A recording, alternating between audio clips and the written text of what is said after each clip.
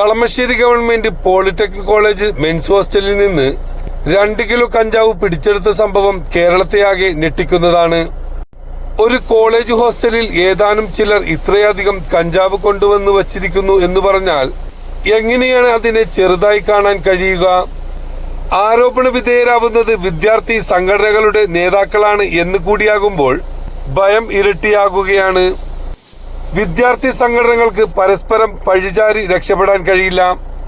ഇനിയെങ്കിലും ഈ സംഘടനകളുടെ സംസ്ഥാന നേതാക്കൾ ഒന്നിച്ചിരുന്ന് ഈ സാമൂഹ്യ വിപത്തിനെതിരെ പോരാടിയാൽ നല്ലത്.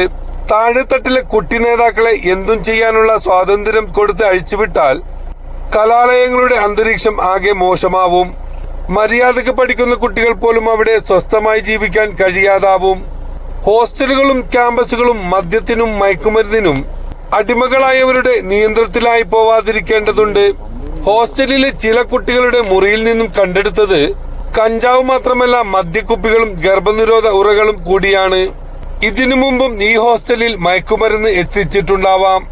പല കുട്ടികളും ഇതിന് അടിമകളായിട്ടുണ്ടാകാം.